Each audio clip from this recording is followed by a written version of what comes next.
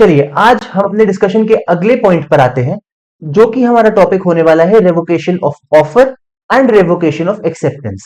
अब इस particular discussion के दो पार्ट्स होंगे, एक तो होगा रेवोकेशन ऑफ ऑफर और एक तो होगा रेवोकेशन ऑफ एक्सेप्टेंस। तो सबसे पहले हम लोग डिस्कस करने वाले हैं कि हम किसी भी ऑफर को किस तरीके से रिवोक कर सकते हैं, और हम ये भी बता सकते हैं कि हम अपनी एक्सेप्टेंस को किस तरीके से रिवोक कर सकते हैं। अब देखिए, सर्कमस्टेंसेस बदलती है, सिचुएशंस बदलती है, इंसान की इच्छाएं बदलती है। इन पर्टिकुलर सर्कमस्टेंसेस में हो सकता है मैंने किसी को कोई ऑफर दिया हो, लेकिन अब मेरा इंटेंशन नहीं हो सामने वाले की विलिंगनेस को ऑब्टेन करने का। याद कीजिए, हमने ऑफर का डेफिनेशन क्या पढ़ा था कि when one person signifies to the other person his willingness to do or to abstain from doing anything. तो अब अगर मेरी विलिंगनेस ही नहीं बची, तो क्या मैं उस विलिंगनेस को, अगर मैंने एक्सप्रेस कर दिया है, कि क्या मैं उस विलिंगनेस को वापस ले सकता हूं? इंडियन कॉन्ट्रैक्ट एक्ट बोलता है कि भैया एक बात तो आप साफ साफ सुन लो, अगर उसको आपका ऑफर कम्युनिकेट हो गया है और उसने आपका ऑफर एक्सेप्ट कर लिया है, तब तो आपके पास कोई सॉल्यूशन नहीं है, कोई आपका ऑप्शन नहीं है, कोई एस्केप नहीं है। आपको अपना ऑफर निभाना ही पड़ेगा, नहीं तो आपको कोर्ट में आके जो है जुर्माना भरना पड़ेगा या फिर डैमेजेस भरने पड़ेंगे। इन अदर वर्ड्स, अगर तो सामने वाले ने आपका ऑफर एक्सेप्ट कर दिया है, तब तो आप अपना ऑफर विड्रॉ नहीं कर सकते। लेकिन अगर आपने अपना ऑफर भेज दिया है और सामने वाले ने अभी तक आपका ऑफर एक्सेप्ट ही नहीं किया है, तो आपके पास पूरा अधिकार है कि आप लॉ के द्वारा बताए गए प्रोसीजर को फॉलो करके अपना ऑफर विड्रॉ कर लें। इसको अगर हम लोग टेक्निकल भाषा में बोले, तो ऑफर को हम कभी भी ऐसा नहीं बोलते कि हमने विड्रॉ किया है, हम हमेशा बोलते हैं कि हमने ऑफर को रिवोक किया है। तो सबसे पहले हमारे डिस्कशन का पॉइंट यही है, रेवोकेशन ऑफ एन ऑफर। अब देखिए, ऑफर रिवोक करने के कितने तरीके हैं, कितने तरीकों से मैं एक ऑफर को रिवोक कर सकता हूं। तो फिर अभी तक कॉन्ट्रैक्ट लॉ में ऐसे 5 तरीके देखे गए हैं। या तो भैया, मैंने जिस तरीके से सामने वाले को एक ऑफर का नोटिस भेजा था, मैंने सामने वाले को चिट्ठी लिख के भेजी थी कि मैं आपको ऑफर देता हूं कि आप मेरे से कार खरीद लें, या मैं आपको अपनी कार बेचना चाहता हूं। उसी तरीके से मैं उसको एक रेवोकेशन का नोटिस भेज दूं कि मैंने आपको जो ऑफर भेजा था ना, उसको मत मानना, मेरे को अब आपको कोई कार नहीं बेचनी है। तो या तो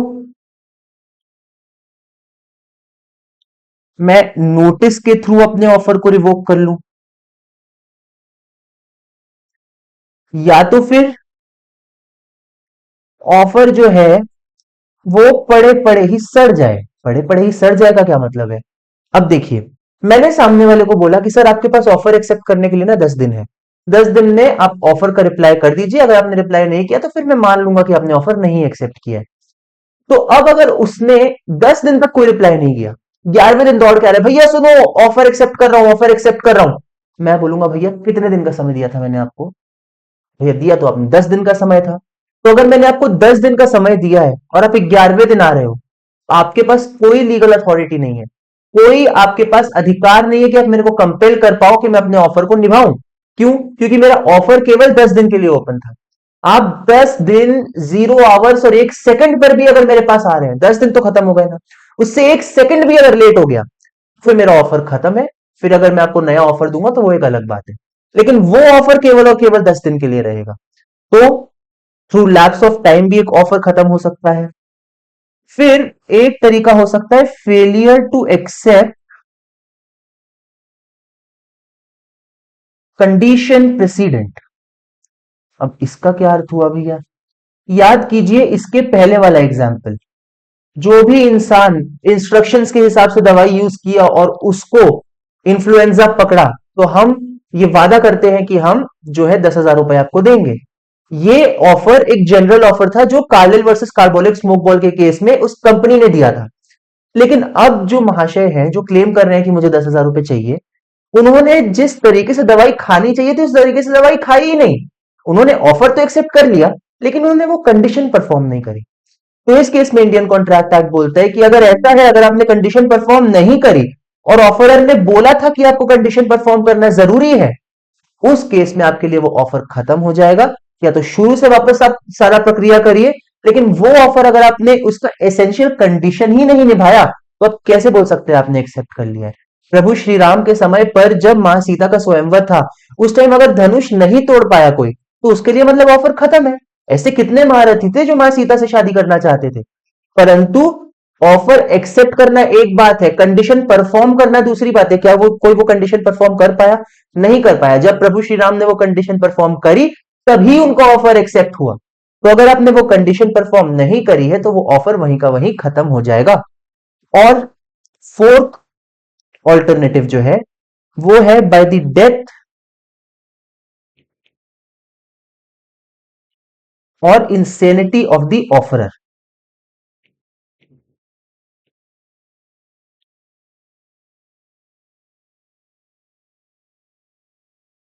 कि भाई ऑफर देने वाला ही अंतर ध्यान हो गया, वो ही अब इस दुनिया में नहीं रहा।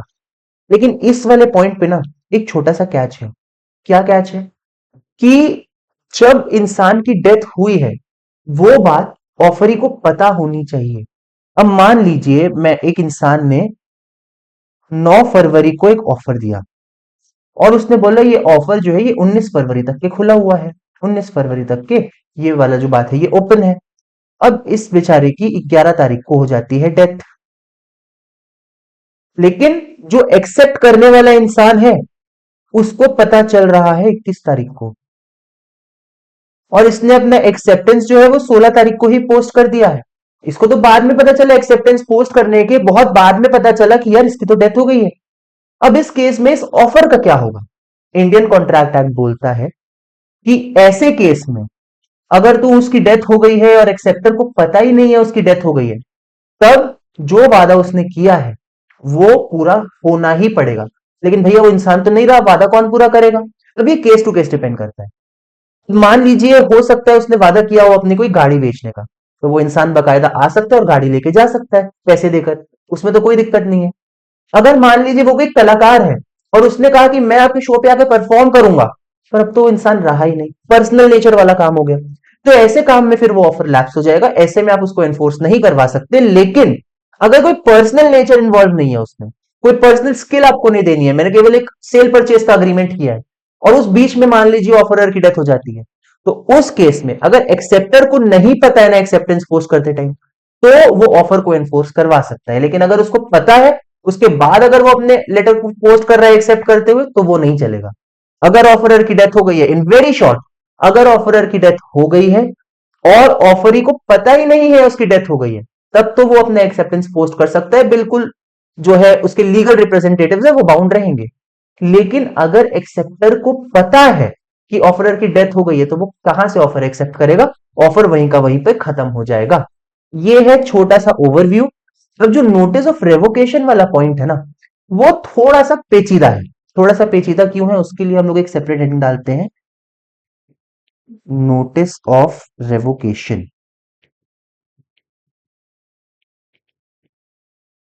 अब सबसे पहले मेरे को ऑफर को रिवोक करना है, तो मैं नोटिस कब भेजूं, ये सबसे बड़ा सवाल है। तो यहां पे इंडियन कॉन्ट्रैक्ट एक्ट सीधा बोलता है कि सर आपके पास ऑफर को रिवोक करने का समय सिर्फ तब तक है जब तक एक्सेप्टर अपनी चिट्ठी पोस्ट ना कर दे। याद कीजिए, communication of acceptance is complete from the point of view of the offeree when he posts the letter, या फिर as against the proposer when he posts the letter. तो प्रोपोजर जो है, मान लीजिए ये ऑफरर है,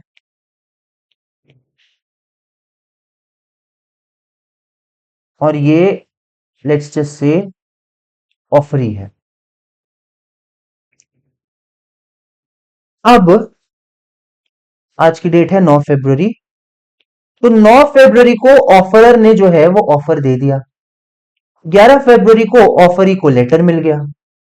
अब हुआ क्या, इसने 12 तारीख को ही हाँ लिख के पोस्ट कर दिया, लेकिन ये जो ऑफरर था ना, इसको 10 तारीख को ही मन में आ गया था कि नहीं यार मेरे को नहीं ये ऑफर नहीं देना है, और ऑफरर ने क्या किया, ऑफरर ने 10 तारीख को अपना नोटिस ऑफ रेवोकेशन पोस्ट कर दिया। लेकिन ये नोटिस ऑफ रेवोकेशन पहुंचा कब? पहुंचा ये 13 तारीख को। तो अगर ऐसा हो गया है, अगर आपका नोटिस ऑफ रेवोकेशन एक्सेप्टर के पास पहुंचने से पहले उसने अपना लेटर पोस्ट कर दिया है, तब तो ऑफरर भैया आप कुछ नहीं कर सकते, आपको अपना ऑफर निभाना ही पड़ेगा। अब देखिए, हमेशा याद रखिए इसको हम सबसे ज्यादा अच्छे तरीके से कैसे याद रख सकते हैं पता है? मान लीजिए एक हमने रॉकेट में आग लगाई। अब वो रॉकेट आसमान में जाएगा ही जाएगा, ये बात तो कंफर्म है। हम उसको कब रोक सकते हैं? जब वो आग बारूद में ना लगे। अगर तो वो आग बारूद में लग गई तब तो धमाका होना ही होना है, लेकिन उस बीच में जो कुछ सेकंड है ना, उस कुछ सेकंड में आप चाहे किसी ना किसी तरीके से पानी डाल के या कैसे भी बुझा सकते हैं आग को, लेकिन एक बार बारूद में आग लग गई तो भैया धमाका होना ही होना है। वैसे ही केस यहां पर भी है कि भाई अगर तो एक्सेप्टर पोस्ट ऑफिस तक नहीं पहुंचा है, उसने डब्बे में चिट्ठी नहीं डाली है, तब तक आप अपना नोटिस ऑफ रेवोकेशन उसको भेज दो, फोन करके बोल दो, व्हाट्सएप करके बोल दो, भैया चिट्ठी पोस्ट मत करना, ऑफर खत्म हो गया है। और अगर उसने वो चिट्ठी पोस्ट नहीं की होगी तो वो ऑफर वहीं का वहीं खत्म हो जाएगा। लेकिन अगर उसने वो चिट्ठी पोस्ट कर दी है, उसके बाद अगर आपका नोटिस उसके पास पहुंच रहा है, उस बात से कोई फर्क नहीं पड़ता कि आपने सालों पहले वो नोटिस भेज दिया हो, हफ्तों पहले वो नोटिस भेज दिया हो, पहुंचा कब एक्सेप्टर के पास? सबसे पहले हमको ये देखना है कि भाई एक्सेप्टर के पास नोटिस पहुंचा कब। या तो नोटिस पहुंच चुका है और एक्सेप्टर ने एक्सेप्टेंस पोस्ट नहीं किया है, वेल एंड गुड, कोई दिक्कत नहीं है, ऑफर रिवोक हो जाएगा, उसका एक्सेप्टेंस कोई बाइंडिंग नहीं होगा। लेकिन अगर आपका ऑफर का रेवोकेशन पहुंचने से पहले वो चिट्ठी बॉक्स में डल चुकी है, उस केस में ऑफरर को अपना प्रॉमिस निभाना पड़ेगा, उसके पास कोई भी सॉल्यूशन नहीं होगा। अच्छा, अब एक मजे की बात और, भाई मेरा नोटिस ऑफ रेवोकेशन और मेरा ऑफर दोनों साथ में पहुंचे, अब क्या? सीधी सी बात है भैया, रेवोकेशन नोटिस ही इफेक्टिव रहेगा। और इसके साथ में एक जनरल ऑफर को मैं कैसे रिवोक करूं? अगर मेरे पास, अगर किसी इंसान ने एक्सेप्टेंस का नोटिस मुझे नहीं भेजा है ना, उसके पहले सिर्फ मैं एक इश्तिहार, जिस मोड से मैंने वो ऑफर बाकियों तक कम्युनिकेट किया था, जैसे अगर मैंने न्यूज़पेपर में ऐड देके कोई जनरल ऑफर दिया है, तो मैं उसी न्यूज़पेपर में ऐड देके उसको रिवोक भी कर सकता हूं। सेम रूल्स हैं पूरे के पूरे। और इसके अलावा रेवोकेशन ऑफ ऑफर में ऐसा कुछ खास नहीं है, एक बार आप मॉड्यूल को रीड करेंगे आपको अच्छे से समझ में आ जाएगा। अब रेवोकेशन ऑफ एक्सेप्टेंस, भाई रेवोकेशन ऑफ एक्सेप्टेंस ना और भी ज्यादा सिंपल है। इसमें क्या है? तो देखिए, रेवोकेशन ऑफ एक्सेप्टेंस ना बहुत ही टेढ़ी चीज है। कंसेप्ट इजी है, लेकिन एक्सेप्टर के पास बहुत ज्यादा ऑप्शंस नहीं होते हैं। उसके पास सिर्फ एक ऑप्शन है कि भैया अगर तो आपने एक्सेप्टेंस पोस्ट कर दिया है ना, आप उसको बिल्कुल रिवोक नहीं कर सकते। An offer once accepted can not be revoked, ये जनरल रूल है। लेकिन एक बात याद रखिए, हमने पिछली बार देखा था कि कम्युनिकेशन जो है दो तरफ से होती है। एक तो जब एक्सेप्टर ने अपनी तरफ से अपनी जिम्मेदारी पूरी कर दी, और दूसरा जब वो कम्युनिकेशन ऑफरर के पास पहुंच गया। एक्सेप्टेंस पता है कब रिवोक हो सकता है? अगर तो वो ऑफरर के पास नहीं पहुंचा है, उसके पहले किसी ना किसी तरीके से आप उस मैसेज को ऑफरर तक पहुंचने से रोक लो। अब ये फोन में डायरेक्ट कम्युनिकेशन में, व्हाट्सएप में बिल्कुल अलाउड नहीं है, बिल्कुल पॉसिबल नहीं है। लेकिन चिट्ठी के केस में, इन वेरी एक्सेप्शनल केसेस, हो सकता है किसी तरह आपने उस गाड़ी को ट्रेस कर लिया जो ऑफरर के पास आपकी चिट्ठी ले जा रही है। लेकिन एक बार अगर आपका एक्सेप्टेंस ऑफरर के पास पहुंच गया, अब अपना एक्सेप्टेंस रिवोक नहीं कर सकते। यहां पे बहुत ही सिंपल बात बोली है कि acceptance can be revoked at any time before the letter of acceptance reaches the offeror. Plain and simple, इतना सा ही लॉ है कि भाई क्या मेरे एक्सेप्टेंस की चिट्ठी ऑफरर के पास पहुंच गई है? नहीं, कोई बात नहीं, उसको पहुंचने से रोक लो, आपका एक्सेप्टेंस रिवोक हो गया है। लेकिन अगर वो चिट्ठी ऑफरर के पास पहुंच गई है तो आप कुछ नहीं कर सकते, आप भी बाध्य हैं अपने प्रॉमिस को पूरा करने के लिए। तो ये था पोर्शन रेवोकेशन ऑफ ऑफर और रेवोकेशन ऑफ एक्सेप्टेंस का।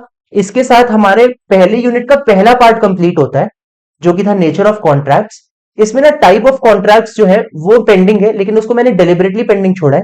एक बार मैं आपको इंस्टीट्यूट का मॉड्यूल दिखा देता हूं, हमने क्या क्या कवर कर लिया है। देखिए, हमने सबसे पहले before the Indian contract act contract law की क्या पोजीशन थी, वो वाले पॉइंट को कवर कर लिया है। फिर उसके बाद हमने इंट्रोडक्शन देख लिया है कॉन्ट्रैक्ट लॉ का, कॉन्ट्रैक्ट क्या होता है ये अभी हमने नहीं देखा है, क्योंकि हमको अभी ऑफर एक्सेप्टेंस हमने समझा, अब हमको समझना है कंसिडरेशन के बारे में।